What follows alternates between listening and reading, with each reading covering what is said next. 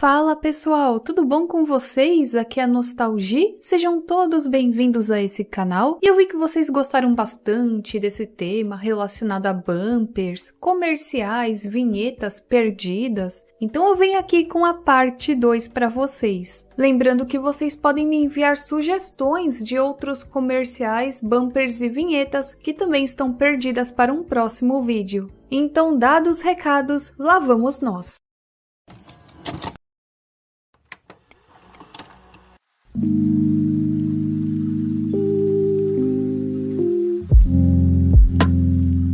Esse primeiro caso eu não encontrei tantas informações assim, e caso eu encontre, eu vou colocar aqui nesse vídeo também. E é um caso que eu vi lá no grupo Mídia Perdida Postagem. Eu achei bem interessante e eu resolvi abordar ele aqui nesse vídeo, porque se mais pessoas se lembram disso ou já ouviram falar a respeito disso, as chances de que isso realmente aconteceu são maiores, né? Segundo esse post, na morte do Walt Disney, em 1966, a TV Paranaense, que é a atual RPC, fez uma vinheta póstuma com o Pato Donald chorando. Porém, não existe nada que confirme isso 100%, embora a gente tenha no YouTube uma simulação disso. Na descrição do vídeo, nós também temos a seguinte informação: os poucos recursos técnicos da TV na época eram compensados com criatividade, como nesta montagem de Osni Bermudes, que comoveu todos que assistiram. E olha, realmente, gente, eu tô gravando isso aqui depois porque eu fui pesquisar mais pra ver a respeito dessa vinheta. E nos comentários do vídeo, eu vi que sim, tinham mais informações que, olha, se eles falaram, tá falado, porque eles entendem muito a respeito de televisão. Então agora eu posso explicar melhor pra vocês. Bom, segundo o meu inscrito André Guimarães Oficial, ele diz que esse vídeo é uma reconstituição da vinheta que eu já expliquei pra vocês, e que infelizmente as imagens originais foram perdidas, mas vale o registro dessa reconstituição que entrou para a história da televisão paranaense. E olha só quem também comentou aqui no vídeo, o Egon Bonfim. Para quem não sabe, ele faz um excelente trabalho salvando várias mídias brasileiras, e graças a ele muita coisa não virou Lost Media, hein? Segundo o comentário do Egon, ele diz que o Walt Disney morreu em 15 de dezembro de 66, e é provável que o Canal 12 de Curitiba fez essa singela homenagem no dia seguinte, assim que repercutiu a notícia em todo mundo, num tempo em que não existia a internet. Então, na minha singela opinião, se eles falaram, tá falado. Só que existe, só que infelizmente está perdido.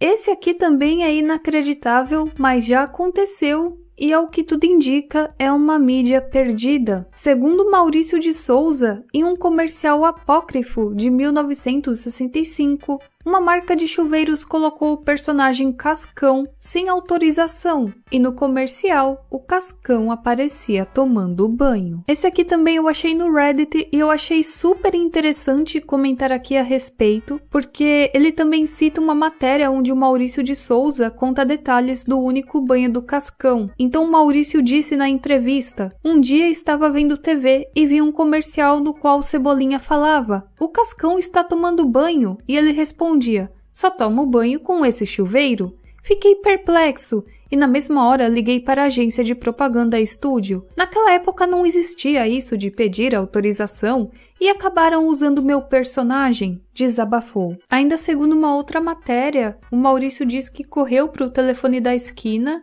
e ligou para a emissora de televisão que havia divulgado o comercial. Ele explicou o fato, disse que os personagens eram deles e que não autorizava nada daquilo. Só que a emissora falou que não podia fazer nada, né? Eles receberam um comercial e é isso aí. Na época, as leis para isso eu acho que eram mais brandas, não era algo como a gente tem nos dias de hoje. No dia seguinte, ele entrou em contato com a agência que fez esse comercial e a agência disse que esse comercial tinha sido produzido por outra empresa e que ele teria que se entender com essa empresa, não com eles. Engraçado que ninguém queria levar a culpa do comercial, né? Aí deram um telefone para ele do produtor, que era um desenhista de animação bem conhecido, não citaram aqui o nome, então ele ligou para esse desenhista, ele ficou desesperado com a ligação do Maurício, e esse desenhista falava para ele que não, que se tirarem esse anúncio do ar, eu vou ficar quebrado, meu estúdio, não vou ter como pagar as contas, vários desenhistas ficariam sem emprego.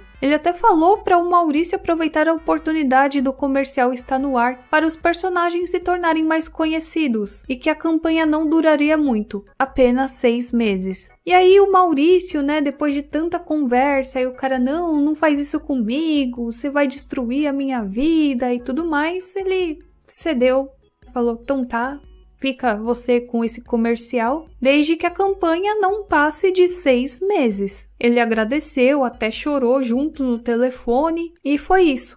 Esse comercial foi exibido durante 6 meses. Na época também o Maurício não tinha um departamento comercial forte. Por exemplo, hoje em dia, se alguém fizer algo parecido com a Turma da Mônica, já sabe, né? Vai levar um processinho bonito, mas naquela época as coisas eram diferentes. Só que se passaram 6 meses e o comercial continuou no ar, né? Poxa vida, o cara chorou, implorou pro Maurício não processar ele nem nada, para não tirar o comercial do ar. O Maurício foi bonzinho, deixou ele ficar lá com o comercial na TV, só que passou 6 meses e o cara não tirou o comercial do ar, né? Palhaçada. Aí o Maurício foi, ligou de novo pro desenhista, pediu para ele cumprir o combinado. Aí, segundo o Maurício, foi de novo a mesma choradeira, que isso iria atrapalhar e tudo mais, que não, que por favor, que o filme custou muito caro, a divulgação também. Aí o Maurício, ainda todo bonzinho, foi e deu mais 3 meses. Mas só isso. Depois, ele não queria mais o comercial na TV. Só que aí, ai gente, eu preciso de um Rivotril. Passaram uns 3 meses, o comercial continuou no ar. Se fosse eu no lugar do Maurício, eu não teria tanta paciência. E pelo jeito aqui o Maurício perdeu a paciência. Eu também perderia. Ah, não? Poxa vida, você cria um personagem, a pessoa vai, pega o seu personagem sem permissão e acha que tá tudo bem. Você ainda dá uma chance, você dá uma segunda chance e a pessoa quer uma terceira chance. Aí, né, o produtor viu que, poxa vida, né, o Maurício tá brabo e tirou o comercial do ar. Só que ele ainda pediu mais 3 dias para as providências técnicas e foi isso. Saiu do ar. E assim, o que dizem é que não tem nenhuma cópia desse comercial, nem nada. Ficou apenas na memória de quem assistiu. Então, se de repente os seus pais ou seus avós são dessa época e assistiram a esse comercial, você pode tentar perguntar para eles, né, como é que era. Não tem mais nada assim, só tem relatos de que aparecia o Cascão tomando banho, aí chegava o Cebolinha falando, né, poxa, Cascão, você tá tomando banho? É, só desse tal chuveiro. E é essa a história. Coitado do Maurício. Ainda bem que ele foi recompensado e hoje ele está aonde está, né? Super reconhecido, ainda bem. Todo mundo aqui lembra do Sábado Animado, né? Lá no começo dos anos 2000, eles criaram umas vinhetas e chamadas de desenhos que eram exibidos no Sábado Animado, e todas elas foram produzidas pelo SBT, sendo exibidas de 2000 até meados de 2004. Os funcionários estão ficando maluquinhos. Os escritórios e também os estúdios já foram conquistados. A invasão acontece pelo céu, pela terra e, acreditem, até por baixo da terra. E veja só o que acabou de ocorrer. Eles assumiram o controle do SBT. Agora os desenhos mandam aqui e só querem saber de diversão. Então, tem coisa melhor. Vem brincar com a gente você também, aqui no SBT.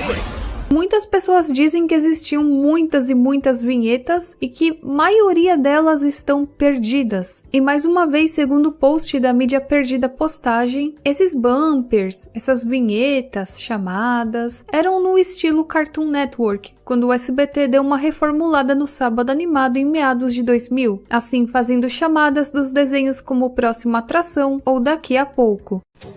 Daqui a pouco no SBT, Pica-Pau, o pássaro mais doidão da televisão, aqui no Sábado Animado. Não aguento mais essa história de monstrinho japonês. Já estou cansado desses caras. Vou colocar do SBT. Meu dono sempre fala que lá tem os melhores desenhos. A história da família Jetson começa em um futuro bem distante. George conheceu Jane na faculdade, se apaixonaram e se casaram. Dessa união nasceram Judd, a garota mais paquerada do colégio, e Elroy, um verdadeiro gêniozinho. O tempo passou e a família aumentou. Eu lembro também que tinham algumas que apresentavam os personagens, era algo que lembrava o Cartoon Network realmente. Eram umas chamadas mais compridas, eu lembro bastante de uma do Tom e Jerry. Se eu encontrar, eu coloco aqui nesse vídeo. Tom é do tipo que impressiona. Jerry é do tipo que chama a atenção. Desenhos com temperamentos bem diferentes, criados sob o mesmo teto. Vem aí, Tom e Jerry, a próxima novela. Desculpe, daqui a pouco, no Sábado Animado. Ainda segundo a postagem, é citado que tinham muitas chamadas dos longas de animação exibidos no período de 2001 a 2004, que anunciavam como daqui a pouco. E realmente o SBT teve uma época que no Sábado Animado eles exibiam muitos filmes. Aliás, tem vários desses filmes que depois foram exibidos pelo Matinê Cultura. As chamadas encontradas até agora foram a do Piu Piu e Frajola, do Pica-Pau, Papaléguas, Tom e Jerry, Patolino, dos Cãezinhos do Canil, dos Jetsons, dos Super Amigos. Tem aqueles que apresentavam vários personagens. Existem alguns prints de algumas chamadas, porém ainda faltam vários, como do Doug, Ace Ventura, Coragem o Cão Covarde, Pernalonga, Maguilo Gorila. A gente não sabe se o SBT ainda tem essas chamadas salvas, mas seria bem interessante revê-las novamente. Se você tem memória de mais alguma chamada dessas do Sábado Animado, comente aqui, porque isso vai nos ajudar muito também. Em 1983, o estúdio de animação Hanna-Barbera estava desenvolvendo uma proposta para uma série animada do popular título da DC Comics, que na época era o The New Teen Titans, mas não essas duas versões mais novas, e sim aquela versão mais antiga. A série foi rejeitada pela NBC, porque na época eles queriam algo para competir com os Smurfs, e eles acharam que fazer um desenho dos Titãs não daria certo. Porém, a Hanna-Barbera foi convocada para utilizar os Jovens Titãs para um PSA antidrogas. Bom, para quem não sabe, PSAs são como anúncios de serviço público. São aqueles anúncios na TV que passam uma mensagem a respeito de um tema para conscientizar as pessoas. Algo parecido aconteceu no Brasil com aqueles comerciais que falavam a respeito dos malefícios das drogas. Eu até já comentei a respeito deles aqui no canal. Então esse anúncio foi coproduzido pela DC Comics e pela Keebler Company. Além disso, a DC também comercializaria quadrinhos de conscientização antidrogas com esses personagens. O comercial completo foi escrito por Marv Wolfman e tem cerca de 1 minuto, e mostra um jovem jogador de basquete recebendo drogas de outro estudante. E antes que ele aceite as drogas, chegam os Jovens Titãs explicando ao garoto e às outras crianças a respeito dos malefícios das drogas e que você deve dizer não a elas. Dizem também que foram produzidas versões abreviadas desse anúncio, que tinham em torno de 20 a 30 segundos. Nesse anúncio também, eles apresentam o Protetor, que é um personagem que foi criado para substituir o Robin nos quadrinhos antidrogas devido a problemas de licenciamento. Isso porque o Robin ele foi licenciado para Nabisco, enquanto os Titãs foram licenciados para Kleber. Então, por causas contratuais, o Robin não poderia aparecer nesse comercial antidrogas. Embora o comercial tenha ido ao ar, a única filmagem existente dele, que pode ser encontrada atualmente, é uma filmagem de 18 segundos da animação que está silenciosa, que foi exibida pelo departamento de marketing da DC Comics em 1984. Não se sabe se a filmagem ou o áudio completo sobreviveu em qualquer lugar, ou quem pode ter fornecido as vozes dos Jovens Titãs para o anúncio.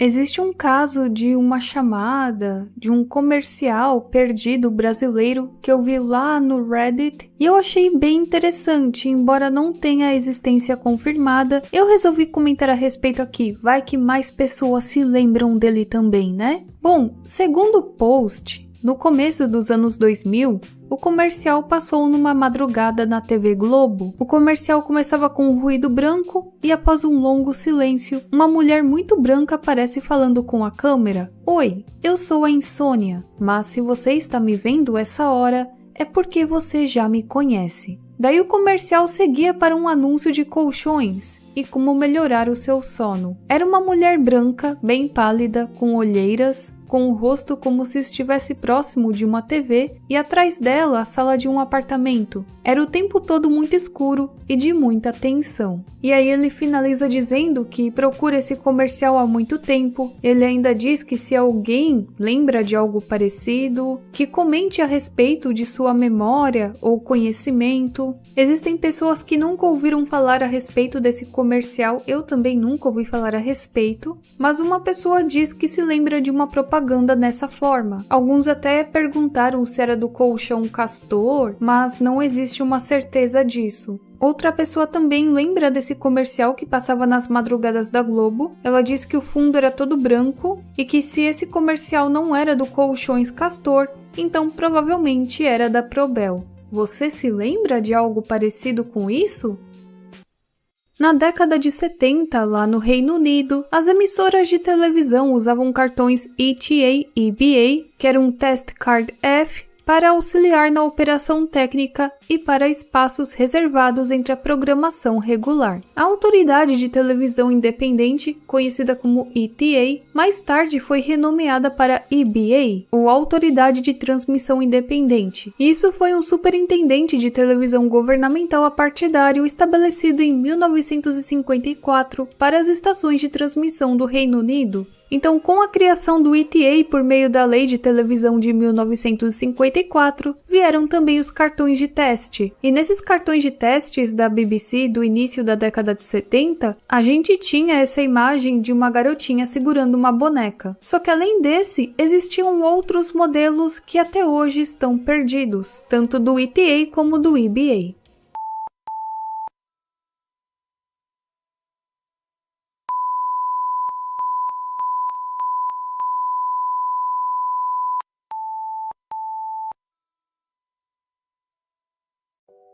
Bom, gente, eu vou encerrando esse vídeo por aqui. Eu espero que vocês tenham gostado do tema e eu posso fazer uma parte 3, como já mencionei. Deem aqui sugestões, caso vocês se lembrem de algum bumper, comercial, vinheta. Pode ser brasileira, pode ser de outro país, que eu vou comentar aqui com vocês. Então é isso, a gente se vê na próxima e tchau, tchau!